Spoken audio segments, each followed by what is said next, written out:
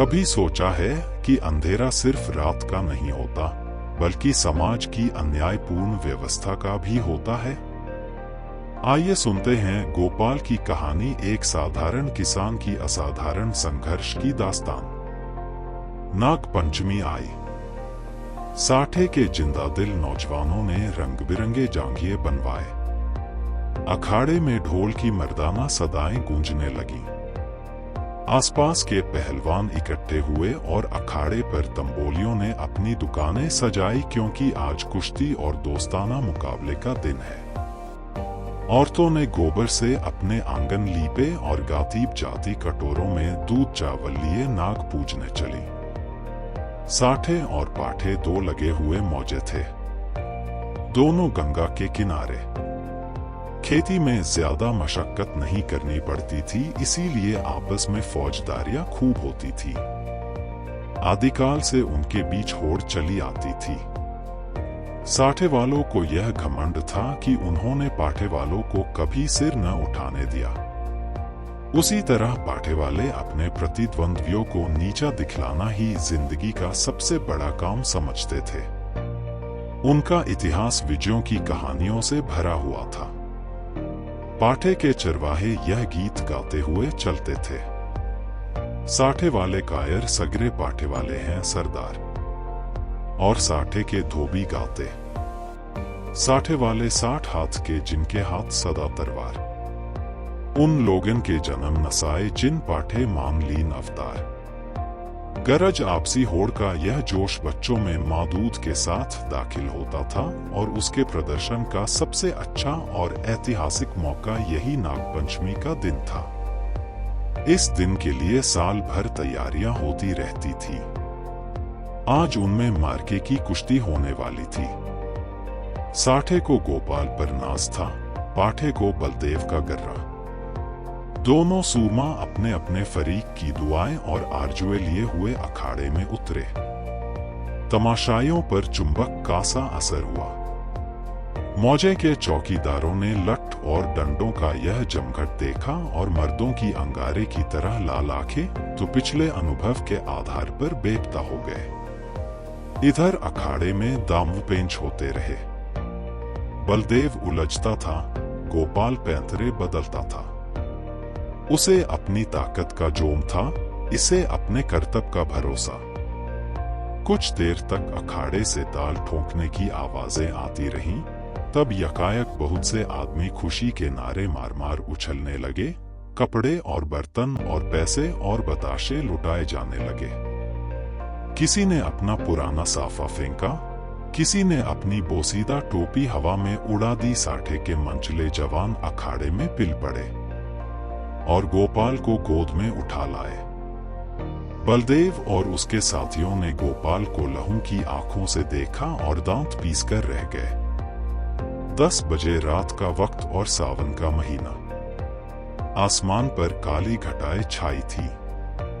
अंधेरे का यह हाल था कि जैसे रोशनी का अस्तित्व ही नहीं रहा। कभी कभी बिजली चमकती थी, मगर अंधेरे को और ज्यादा अंधेरा करने के लिए।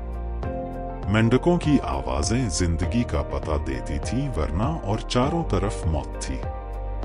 खामोश, डरावने और गंभीर साठे के झोंपड़े और मकान इस अंधेरे में बहुत गौर से देखने पर काली काली भेड़ों की तरह नजर आते थे।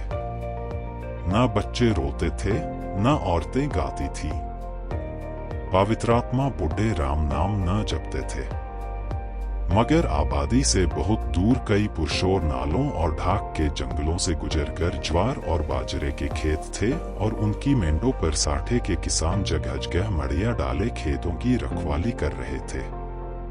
तले जमीन, ऊपर अंधेरा, मीलों तक सन्नाटा छाया हुआ। कहीं जंगली सुअरों के गोल, कहीं नीलगायों के रेवर। चिलम के सिवा कोई साथी नहीं, आग के सिवा कोई मददगार नहीं।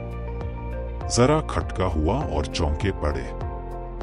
अंधेरा भय का दूसरा नाम है, जब मिट्टी का एक ढेर, एक ठूंठा पेड़ और घास का ढेर भी जानदार चीजें बन जाती हैं।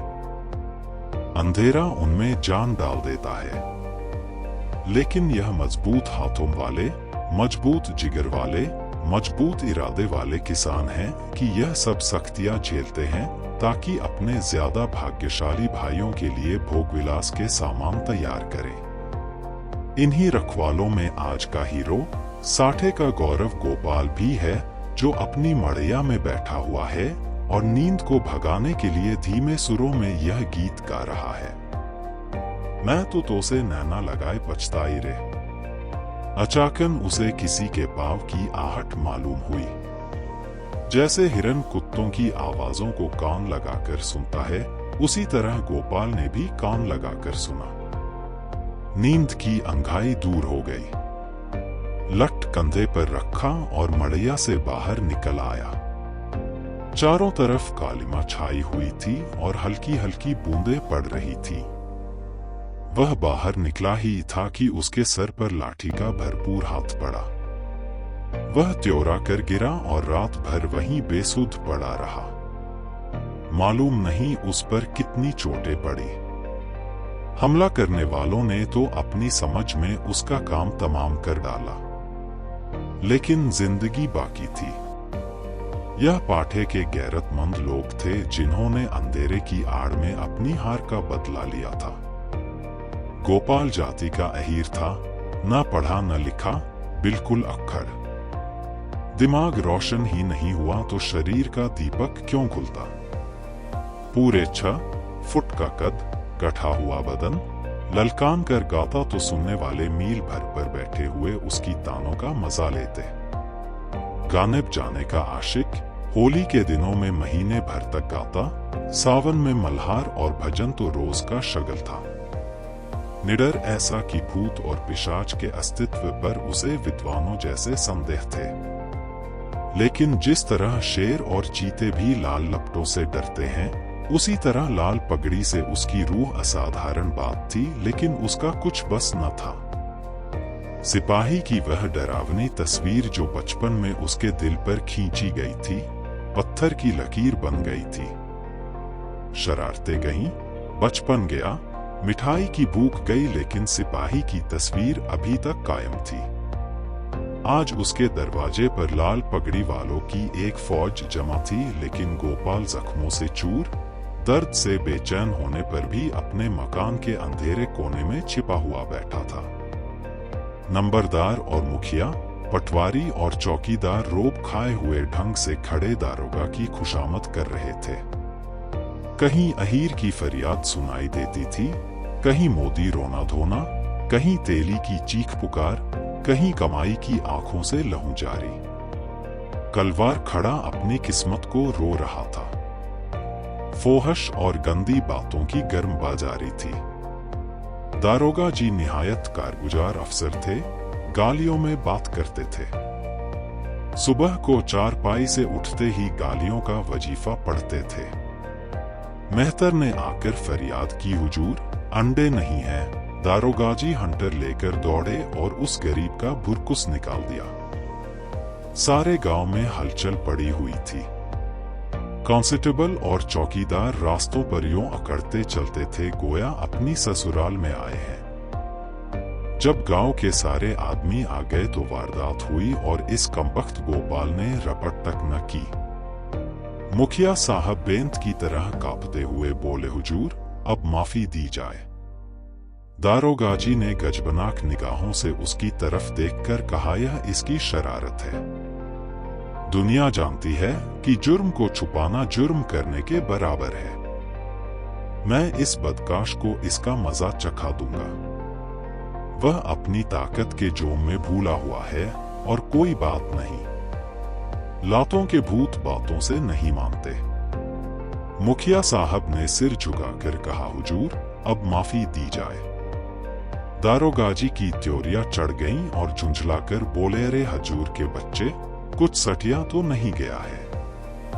अगर इसी तरह माफी देनी होती तो मुझे क्या कुत्ते ने काटा था कि यहाँ तक दौड़ा आता। ना कोई मामला, ना ममाले की बात, बस माफी की रट लगा रखी है। मुझे ज्यादा फुर्सत नहीं है। नमाज पढ़ता हूँ, तब तक तुम अपना सलाह मशविरा कर लो और मुझे हंसी खुशी रुखसत करो, वरना गौसखा को जानते हो, उसका मारा पानी भी नहीं मांगता। दारोगा तकवे व तहारत के बड़े पाबंद थे, 5 वक्त की नमाज पढ़ते और 30 रोजे रखते।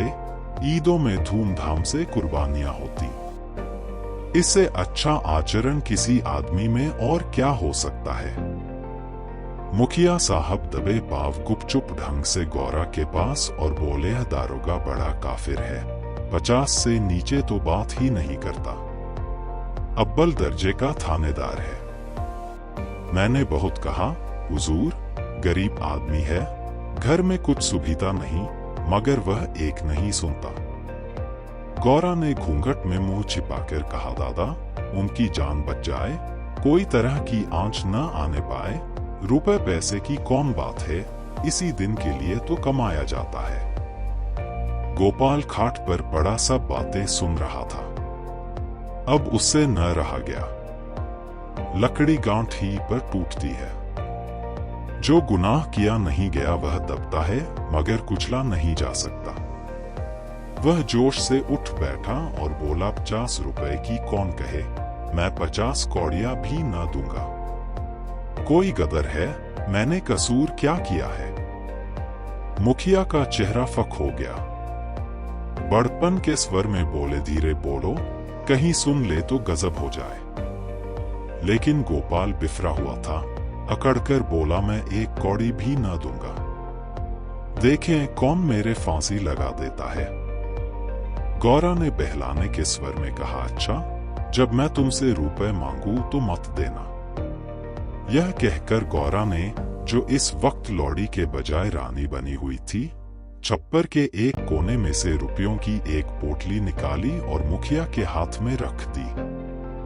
गोपाल दांत पीसकर उठा, लेकिन मुखिया साहब फौरन से पहले सरक गए। दारोगा जी ने गोपाल की बातें सुन ली थी और दुआ कर रहे थे कि ऐ खुदा, इस मरदूद के दिल को पलट। इतने में मुखिया ने बाहर आकर 25 रुपए की पोटली दिखाई। 25 रास्ते ही में गायब हो गए थे। दारोगा जी ने खुदा का शुक्र किया। दुआ सुनी गई।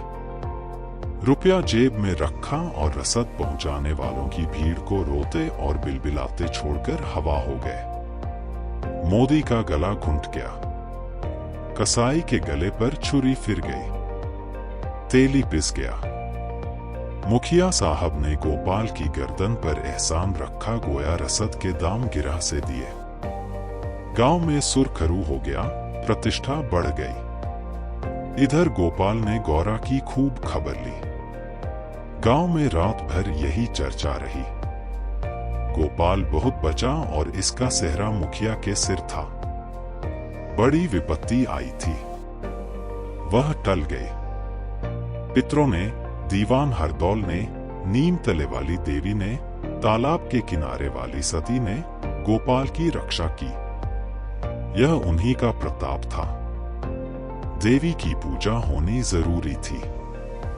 सत्यनारायण की कथा भी लाजिमी हो गई। फिर सुबह हुई, लेकिन गोपाल के दरवाजे पर आज लाल पगड़ियों के बजाय लाल साड़ियों का जमघट था। गौरा आज देवी की पूजा करने जाती थी और गांव की औरतें उसका साथ देने आई थी। उसका घर सोंधी सोंधी मिट्टी की खुशबू से महक रहा था, जो खस और गुलाब से कम मोहक न थी। औरतें सुहाने गीत गा रही थी। बच्चे खुश हो होकर दौड़ते थे। देवी के चबूतरे पर उसने मिट्टी का हाथी चढ़ाया। सती की मांग में सेंदूर डाला। दीवान साहब को बताशे और हलवा खिलाया। हनुमान जी को लड्डू से ज्यादा प्रेम है।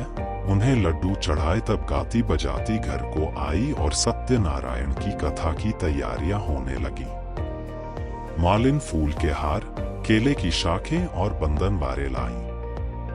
कुम्हार नयने दिए और हांडिया दे गया। बारी हरे ढाक के पत्तल और दोने रख गया। कहार ने आकर मटकों में पानी भरा। बढ़ी ने आकर गोपाल और गौरा के लिए 2 नई पीढ़ियां बनाई। नाइन ने आंगन लीपा और चौक बनाई। दरवाजे पर बंधनवारे बंध गईं। आंगन में केले की शाखें गड़ गईं। पंडित जी के लिए सिंहासन सज गया। आपस के कामों की व्यवस्था खुद ब खुद अपने निश्चित दायरे पर चलने लगी। यही व्यवस्था संस्कृति है जिसने देहात की जिंदगी को आडंबर की ओर से उदासीन बना रखा है। लेकिन अफसोस है कि अब ऊंच नीच की बेमतलब और बेहुदा कैदों ने इन आपसी कर्तव्यों को सौहार्द सहयोग के पद से हटाकर उन पर अपमान और नीचता का दाग लगा दिया है। शाम हुई। पंडित मोटेराम जी ने कंधे पर झोली डाली, हाथ में शंख लिया और खड़ाऊ पर खटपट करते गोपाल के घर आ पहुंचे। आंगन में टाट बिछा हुआ था। गांव के प्रतिष्ठित लोग कथा सुनने के लिए आ बैठे। घंटी बजी, शंख फूंका गया और कथा शुरू हुई। गोपाल भी गाड़े की चादर ओढ़े एक कोने में फूंका गया और कथा शुरू हुई। गोपाल भी गाड़े की चादर ओढ़े एक कोने में दीवार के सहारे बैठा हुआ था। मुखिया, नंबरदार और पटवारी ने मारे हमदर्दी के उससे कहा, सत्यनारायण का महिमा थी कि तुम पर कोई आंच न आई। गोपाल ने अंगड़ाई लेकर कहा, सत्यनारायण की महिमा नहीं, यह अंधेर है। अगर आपको यह कहानी पसंद आई हो तो लाइक करना न भूलिए। अपने दोस्तों और परिवार के साथ शेयर करें ताकि सच और हिम्मत की यह आवाज दूर तक पहुंचे। और हाँ, ऐसे और प्रेरक वीडियो देखने के लिए अभी सब्सक्राइब करें और बेल आइकन दबाना मत भूलिए।